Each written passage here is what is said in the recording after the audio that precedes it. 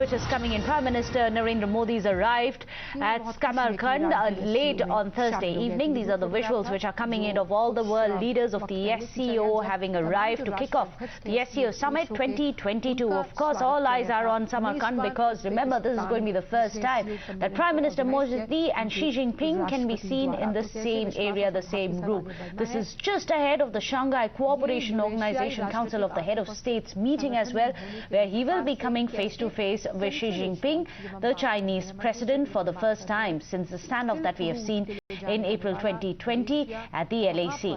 Well, this will also be the first time that Prime Minister Modi meets with Pakistani Prime Minister Shehbaz Sharif as well. That's the big breaking news which is coming in. These are the visuals which are coming in.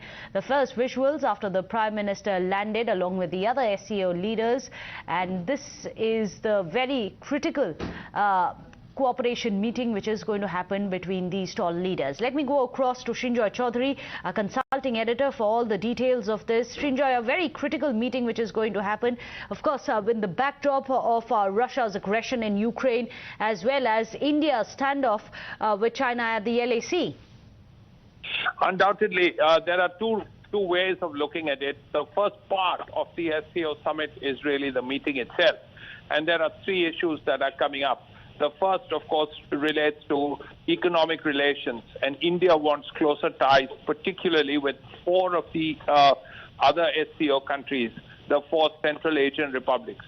Then, of course, is a matter of connectivity also with these four Central Asian republics, primarily through Iran, you would imagine. Then the third point is really security and counter-terrorism. What we've heard recently from the Foreign Secretary, Vinay Quatra, is that apart from Pakistan, which of course is the center of terrorism in the world, many of the SCO countries are beginning to realize the criticalities of terrorism and are keen to develop a counter-terror response. That is something India would bank on and India would hope would happen, because Afghanistan has made the situation even worse. We are all aware where Zawahiri was when he was neutralized in Kabul. So if Afghanistan and Pakistan are becoming centers of terror, it is a problem for every country in the SCO, and this is something that is of concern. Which brings us to, of course, the bilaterals. And there, the first meeting is with Vladimir Putin, the president of Russia. The two issues we know are definitely going to come up are cooperation in the UNSC. Russia is a permanent member, of course. India is a member and going to be president very shortly. And cooperation in the G20, which is a bit of a sticky issue because the G20 is where all countries, 20 countries will be, including America, Britain, Germany, France, Russia, China, and so on. Absolutely, and that's going to be a tightrope walk for India. But Sinjoy, do stay on with us. Sushant Sareen is also joining us, a strategic expert. Sushant Sareen, what do you expect to happen at this SCO? What is expected from India? And do you think there could be a thaw that we could see in the relationship between our country and China in it? Well, I don't have very high expectations from SCO because in any case, the bar at the SCO is set pretty low, number one. Number two, in terms of trade and security issues, I don't know how much the SCO will really bring onto the table.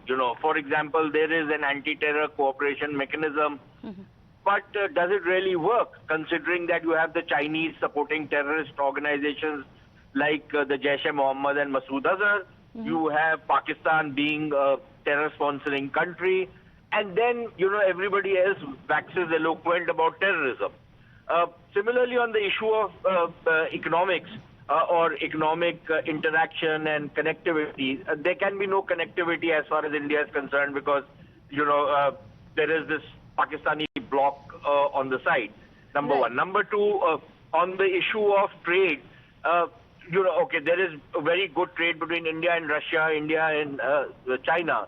But what do the other countries of SCO really bring onto the table as far as India is concerned? Central Asia is no El Dorado, and I think that is pretty clear over the last 30-odd years. Really, there isn't much heft in the trade aspect of SCO as well. SCO was originally formed from a security point of view, anti-terrorism in particular.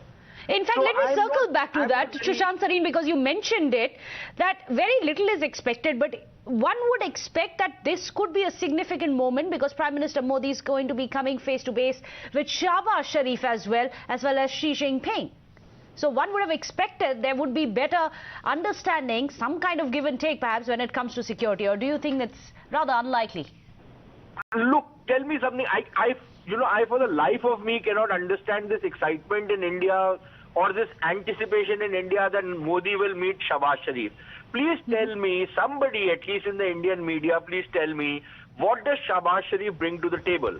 He is a man whose own prime ministership is not, there's clouds of uncertainty around his prime ministership. There are speculation that within the next couple of weeks he might not be in office anymore. That is one. Secondly, even if he is in office till the end of the term, it's not clear what he will be able to deliver, considering that he is running a very unwieldy coalition, considering that you have Imran Khan breathing down his neck. We used to think that we should talk to the Pakistan army. The Pakistan army has become completely impotent as far as Pakistani politics is concerned. It is not able to assert itself. It's not able to exert itself. Nobody takes the Pakistan army seriously. So somebody tell me, what is this excitement about Shehbaz Sharif? What does he bring onto the table? What can he deliver to us? Absolutely nothing. As far as Xi Jinping is concerned, I don't see any real outcomes from, even if there is a meeting. We don't know whether there's going to be a meeting, but I don't see any real outcomes coming out of that meeting. So far they've not confirmed that there's going to be any bilateral. But Sushant Sareen, clearly not very optimistic about the outcomes of what the SCO is going to be managed to actually achieve practically. Thank you so much for joining us. Maruf Raza is also joining us, our consulting editor. Maruf, your take. Sushant Sareen says, really, who are the ones that we are meeting? Are these the right people when we want to push our trade? It may have happened, connectivity not going to happen, and when it comes to terrorism, really there's no point. See, while I generally agree with Sushant, and he has a deep understanding of Pakistan and his politics, I personally believe that the message has been conveyed to Pakistan that India is not willing to go back to business as usual. That was before the Balakot and the post-Uri strikes. What Pakistan can actually bring to the table with India is the possibility of India becoming more important to Pakistan's discourse than it traditionally has been for two areas. One is that Pakistan continues to have interests in Afghanistan, which are far more than Pakistan's ability to actually manage the situation in Afghanistan. So while we are also keen on continuing to engage with the the Afghanistan establishment and therefore reach out to the Afghan people. So if we can get an arrangement with Pakistan for non-interference in Indian activities, that would be a step forward. And the other area is, of course, everyone talks about Pakistan weaning itself away from terror. Well, we'll have to wait and see if that happens. But visually speaking also, if we look at the pictures, Prime Minister Modi, Pakistani Prime Minister Shehbaz Sharif on two extreme corners of the dais. Well, thank you so much, Maruf, as well as Sushant Sareen, and of course Sinjoy for putting all of that into perspective.